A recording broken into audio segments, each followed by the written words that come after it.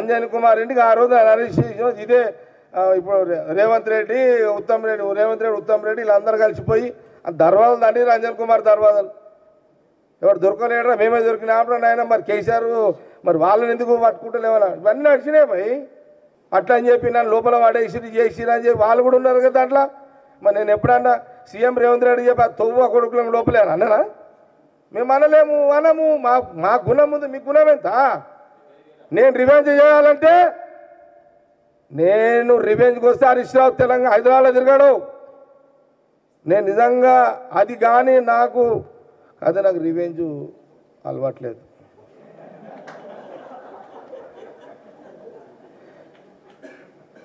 నాకు నిజంగా revenge mind ఉంటే నేను సీఎం రేవంత్ రెడ్డితో పోయి కూర్చుంటే నేను లోపల వాట నువ్వు కూడా వేస్తావా లేదా అని ఊకుంటాడా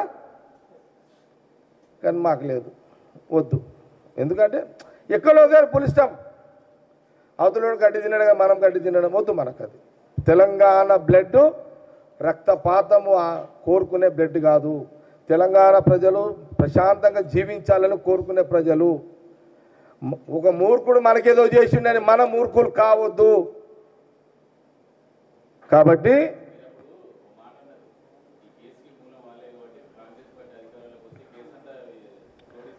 అన్న తోడిపిస్తాను కానీ టెంప్ట్ అయినా ఇక టెంప్ట్ అప్పుడేమో కొంత అనాలి అంత పూర్తిగానే అనాలి చిలకని ఇవ్వాలని అన్న అట్లా కానీ రివెంజ్ వద్దు ఫోన్ అక్కడ గట్టి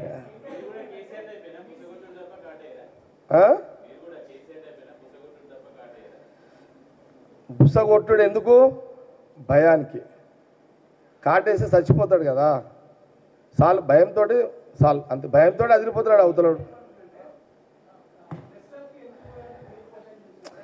silly questions KTR silly questions yes అంటే నేనేమంటున్నానంటే ఇప్పుడు వచ్చిండు ఆడికి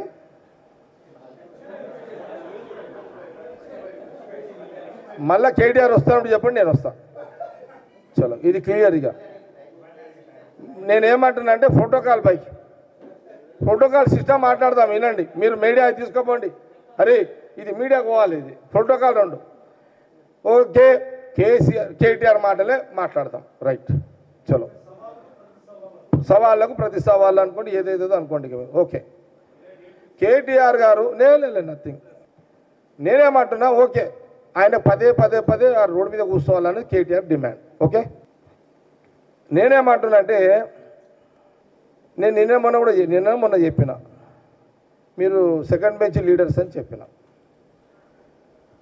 సీఎం రేవంత్ రెడ్డి గారు మొదటి బెంచ్ నాయకుడు ప్రతిపక్ష నాయకుడు కేసీఆర్ గారు కూడా మొదటి బెంచ్ నాయకుడు వాళ్ళిద్దరు సవాళ్ళు ఎదుర్కొని ఒకవేళ కేసీఆర్ స్వయంగా అది కేటీఆర్ అంటే కాదు కేసీఆర్ గారు స్వయంగా రేవంత్ ఇక అసెంబ్లీ రాను ఇక నువ్వు వాడికి వస్తే కడిగేస్తావు ఈ రోడ్డు మీద కూర్చుందా మైక్ ఉండదు అని ఆయన అంటే నేను అప్పుడు రేవంత్ రెడ్డి గారితో మాట్లాడి ఆలోచన చేస్తావా మరి కేసీఆర్ అడిగాను కదా నేను మాట ఇవ్వలేను నేను కన్విన్స్ చేస్తా ఇప్పుడు డైరెక్ట్గా కేసీఆర్ గారే ప్రతిపక్ష నాయకుడే ఇక్కడ రోడ్డు మీద కూర్చుందాం అంటుండు కదా మీరు కూడా రేవంత్ రెడ్డి గారు మీరు కూడా మన ఆలోచన చేయండి మీ ఒకటే కేటగిరీ కదా ఇద్దరు ఫస్ట్ బెంచ్ లీడర్లు కదా మీరు కొంత ఆలోచన చేస్తారని కొంత చర్చి ప్రయత్నం చేస్తా ఇక ఇప్పటి నుంచి కేటీఆర్ హరీష్ రావు ఎక్కడికి రమ్మన్నాడు ప్రెస్ క్లబ్కు రమ్మన్నా ఏ క్లబ్కు రమ్మన్నా నేను వస్తా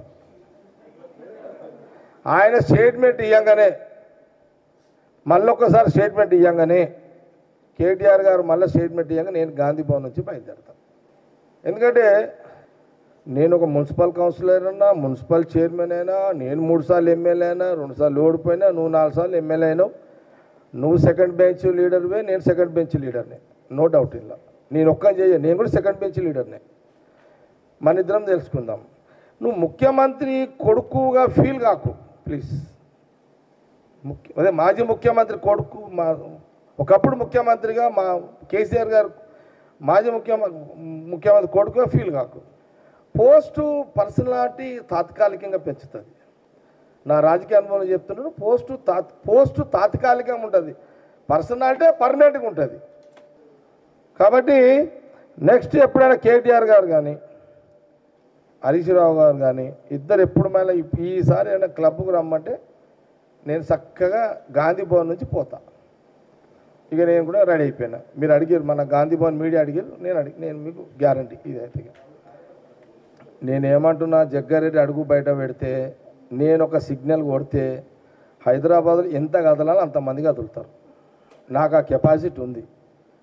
నేను ఇట్లా కాదు, కొన్ని సంవత్సరాల నుంచి ఈడ నాకు కూడా, నేను సంగారెడ్డి అయినా నాకు ఈడ అడ్డం ఉంది ఈడ. అట్లా మీరేమి అది తర్వాత ఇక అది ఇప్పుడు కాదు టాపిక్. జూబ్లీహిల్స్ టాపిక్ ఇప్పుడు వద్దు, రేపు మాట్లాడతా.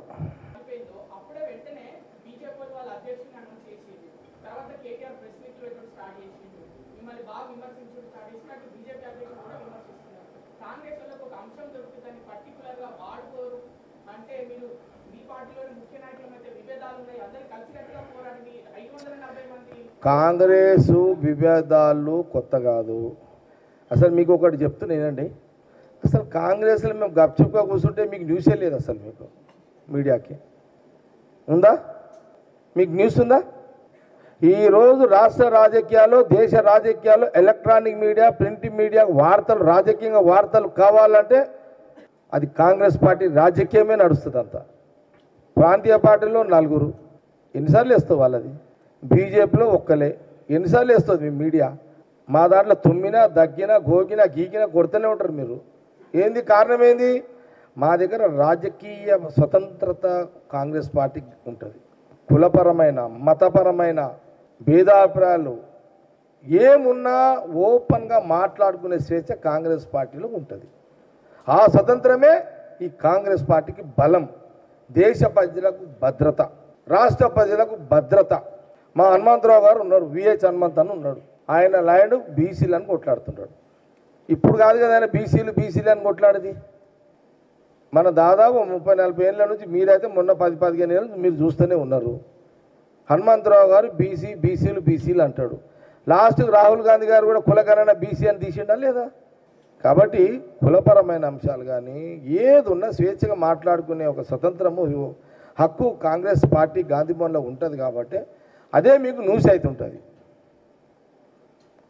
ఇప్పుడు మా అంజన్ కుమార్ యాదవ్ లేచి అడిగిండు, మాకు యాదవ్లకు మన మినిస్ట్రీ అని అడిగిండు. ఏది? పిఎస్సి కమిటీలో. ఇది ఎవరైనా కేసీఆర్ ముందు అడుగుతాడు? ఎవడన్నాడా? పోనీ బీజేపీ మోడీ ముందు అడుగుమని చెప్పి ఎవరన్నా అడుగుతారేమో. అటు చాక్లెట్ ఇస్తే చాక్లెట్ తినాలి, పిప్పర్మెంట్ ఇస్తే పిప్పర్మెంట్ తినాలి. ఈడు అట్లా కాదు కదా, నాకు ఈ కోరిక ఉంది, నాకు ఇది ఇవ్వండి అని అడిగే స్వతంత్రం కాంగ్రెస్ పార్టీలో ఉంది. ఇది తప్పు కాదు కదా.